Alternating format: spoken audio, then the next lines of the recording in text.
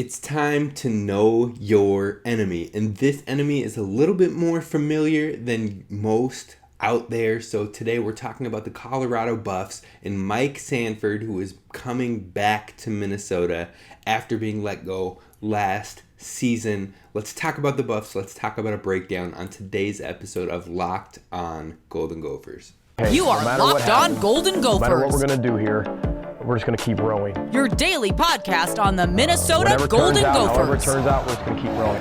Part of the Locked On Podcast Network. Your team every day. We're just going to keep rowing, and keep rowing.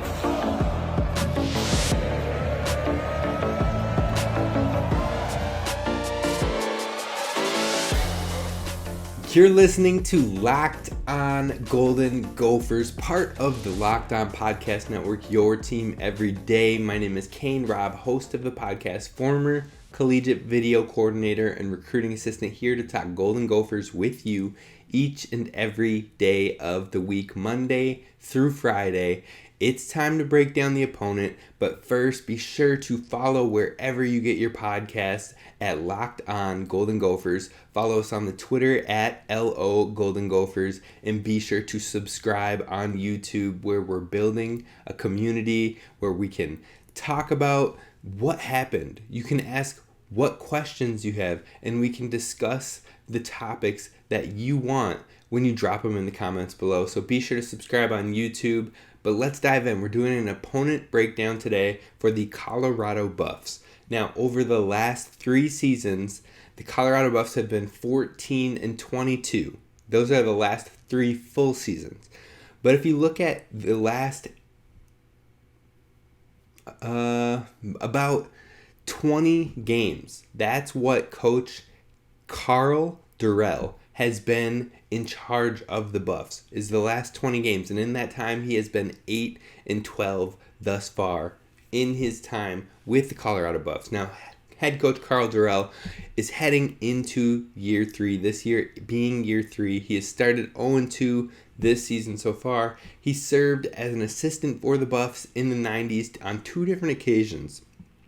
Prior to that, he had been the head coach of UCLA from 2003 to 2007, and his last coaching gig before coming to the Buffs was that he was the Dolphins wide receiver coach for the Miami Dolphins. Now, he started 4-2 in his first season in 2020, which was the COVID season, and he earned the Pac-12 Coach of the Year. Many predicted the Buffs in that season to finish around 5th or maybe 6th in the Pac-12, but they would end up finishing 2nd and were in contention for the league's championship game until the very end. He became the first-year head coach to take over a Colorado program and starting the year unranked and finishing into the ranks. Now, he got to number 21 in the national polls and then ended up finishing in 25 in the CFP committee rankings in that COVID year. Now, it's a shortened season. It's hard to fully give him credit for it, but he got it. I mean, it's in the record books. It's on the official, stats of the Pac-12, so you can't take that away from him. But again, this was just in that shortened season, but he was the fifth. He was the 5th coach in program history to win his first 4 games with the Colorado Buffs. Now, he is bringing in new offensive coordinator to this season, Mike Sanford, who we know all too well. He served as an offensive coordinator for 6 different teams. The last one we all know, we all love, is the Minnesota Golden Gophers. Now, the passing game, we know, heavily struggled under Mike Sanford, and it wasn't just here. If you look at his time in Utah State as well, you're talking about a time where you had quarterback Jordan Love, who was coming off of a 32 touchdown and I believe 7 interception season, and then Coach Sanford comes in as the OC, and all of a sudden Jordan Love is throwing 2 to 3 times the interceptions, is way less efficient and more prone to turnovers. So there's been all sorts of little question marks, you could say, about how effective is his offensive system. Then you flip on the defensive coordinator side of ball, and you have Chris Wilson, who has joined the Buffs at the same time as Coach Dorrell. He was brought over with him at the same time in 2020. He's coached 20 years at 6 different schools on the FBS level. Now, with those teams at the FBS level, his teams have posted 15 winning seasons in those 20 years and earned many bowl berths. And on top of that, the win-loss record for his teams in the FBS has been 145 and 93. Now, he didn't just work at the FBS level. In fact, he worked for the Eagles as the defensive line coach from 2016 to 2018, which is right when they won the Super Bowl. I mean, he has some great experience, and he also has been a coach most recently for the Arizona Cardinals in 2019 before joining Coach Dorrell to come to the Colorado Buffs. There's a lot of experience on this coaching staff, but that doesn't necessarily mean that there's a lot of success being brought to this coaching staff, as they've most recently seen. They started 4-2, and now his record is 8-12. So think about that. They've won 4 more games in that time and lost 10. It's been a rough go after that quick start. Now let's talk about the tendencies that have been shown so far this year. That's what we're going to talk about next. But first, we have to talk about our friends over at Get Upside. From cringing at the pump to get an eye-popping check at your favorite restaurant, inflation is hitting us all where it hurts. And it really hurts. That's why I've started using Get Upside. Upside is an incredible app for anyone who buys gas, groceries, or dines out. With every purchase, I'm earning cash back thanks to Upside. To get started, download the free Upside app, use promo code LOCKED, and get $5 or more cash back on your first purchase of $10 or more. So all you have to do is just claim the offer whenever you're buying on Upside. You can check in at the business, pay as usual with credit card or debit card, and get paid. Upside users are earning more than $1 million every week. That's probably why they've had a 4.8 star rating on the App Store. So download the app for free. It's the Upside app, and use promo code LOCKED. That's it, just LOCKED, to get $5 or more cash back on your first purchase of $10 or more. That's $5 or more cash back on your first purchase of $10 or more using promo code LOCKED on the Upside app. All right, so we're going to talk about the tendencies for Coach Dorrell's offenses, for his squads at the time. But let's talk about what happened in these first 2 games first. So in game 1, the run pass was 42% run to 58% pass. But again, this could have been due to playing behind. But what was strangely happening in game 2 was that the run pass was 60% run, 40% pass, but they were even down huge in this game. Ended up losing 41-10, but they still ran the ball a ton. Now we know for a fact that the Sanford offensive system struggles through the air. We've seen it firsthand on multiple occasions, and we're finally seeing some life being breathed back into that part of our game. But this team has been struggling, especially at quarterback. Now, Coach Dorrell's systems have often seen better numbers in the passing game than they did in the run game in his previous stint with UCLA from 2003 to 2007.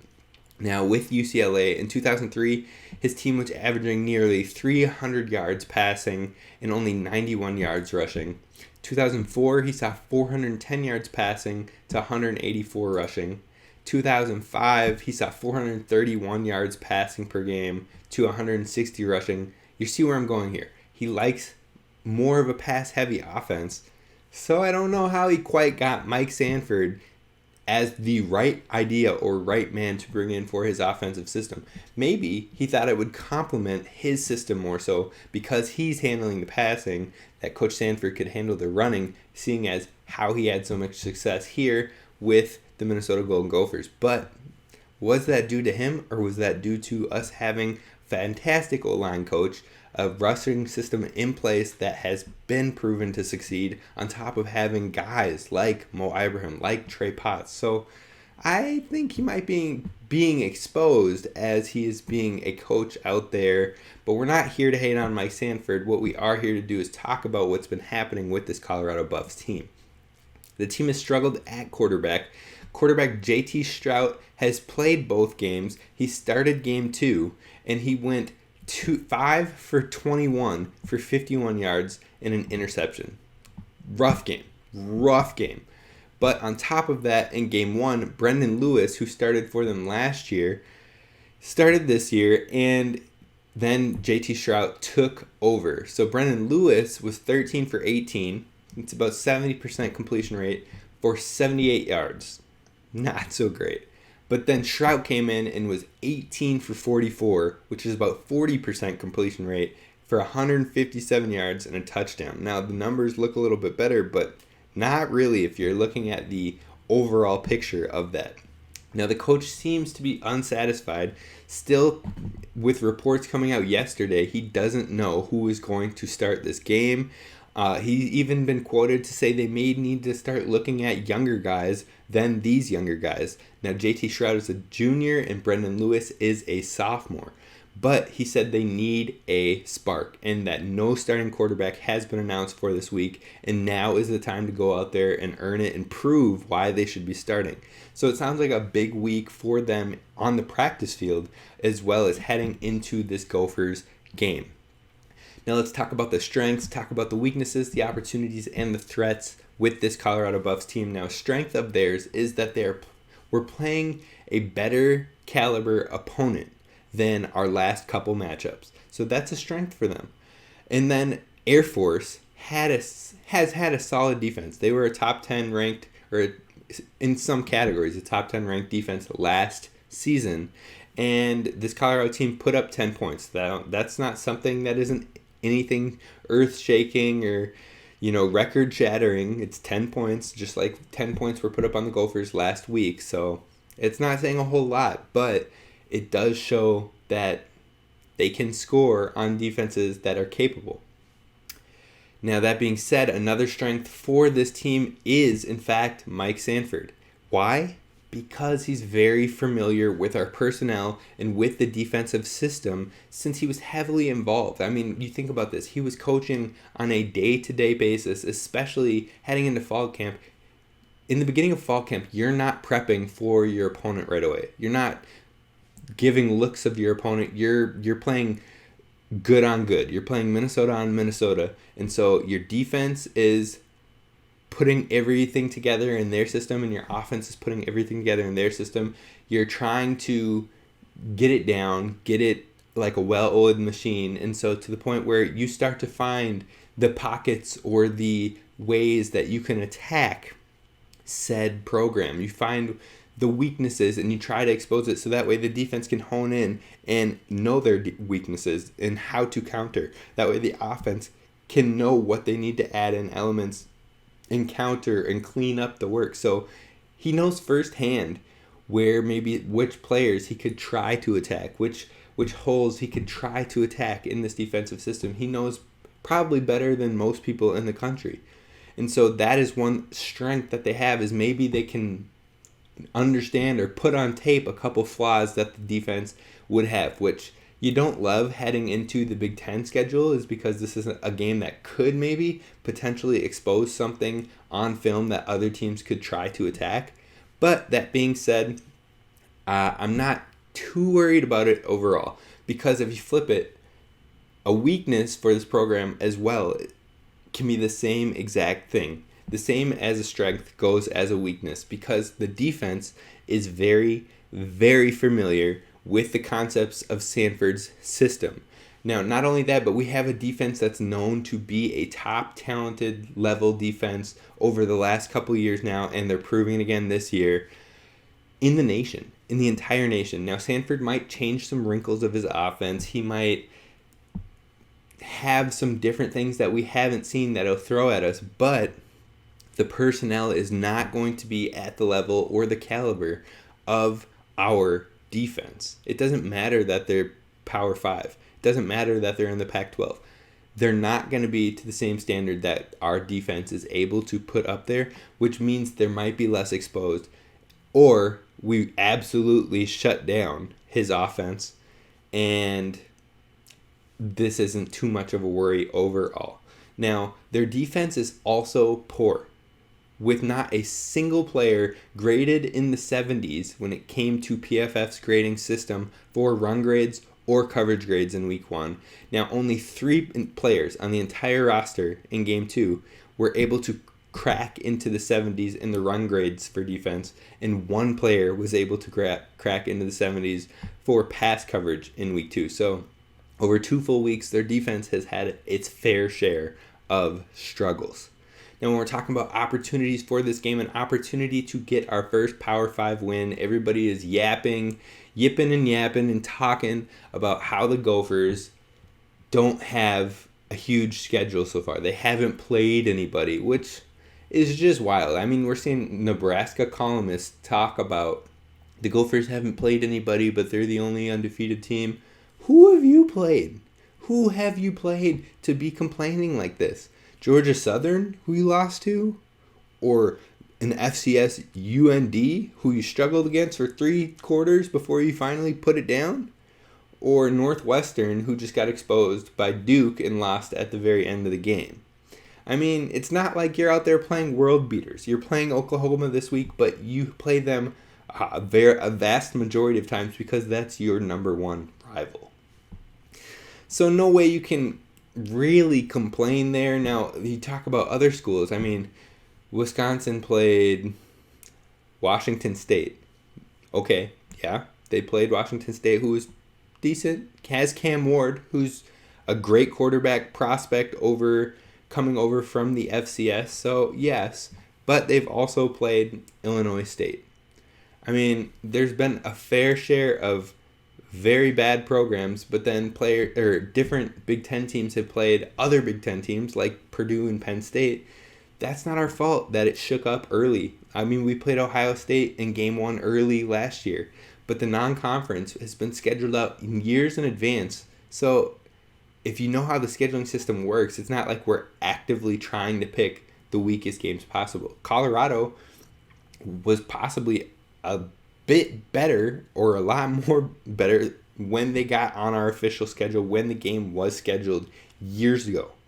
So just hop off, take a step back, and let's think about this. It's a time for us to win our first P5 game, Power 5 game, and continue our ground game rampage. That is an opportunity for us. Now, this team has given up 275 rush yards in week 1 and 443 rush yards in week 2. Mo and Trey should have a field day. Now, there's also an opportunity for us to get a test and run any concepts that we still need work before we head into the Big Ten schedule next week, and one of the biggest games for the Gophers all year. So now is the time. Whatever you got to test out, whatever you got to get on tape for yourselves, whatever you need to iron out the wrinkles for, now is the time to do that. Now, finally, the threats. The only threat I see on this is the revenge game narrative, once again for Sanford, who was let go. Outside of that, I don't see a lot of threats with this team. They're struggling on the defensive side of ball. They have no idea what they want to do for quarterback or who's going to come in, this is the 3rd game where there hasn't been a set quarterback who is going to play against the Gophers. We're prepping for multiple guys.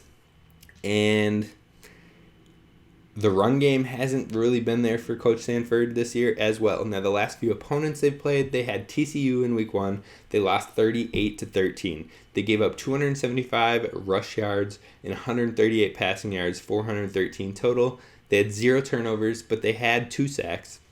Third down efficiency, they were 6 for 15, not great. And they were 0 for 3 on fourth down attempts.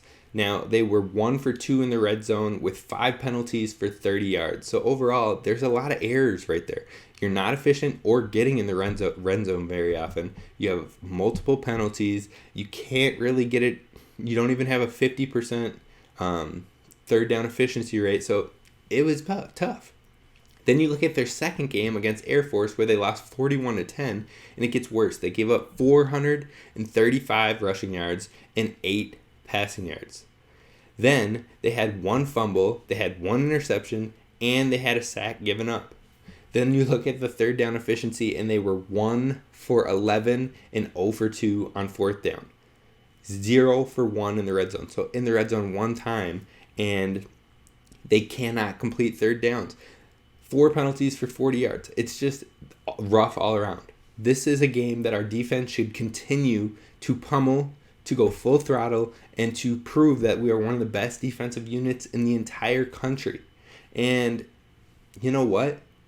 We have to go seize that opportunity and prove that we are the real deal and keep the momentum climbing and rising as we head to East Lansing next week to kick off the Big Ten schedule. So that is the breakdown for our opponent, and that's what we're looking at. There's a lot of opportunity, especially in the ground game, but an opportunity for us to iron out any wrinkles before we hit the Big Ten season.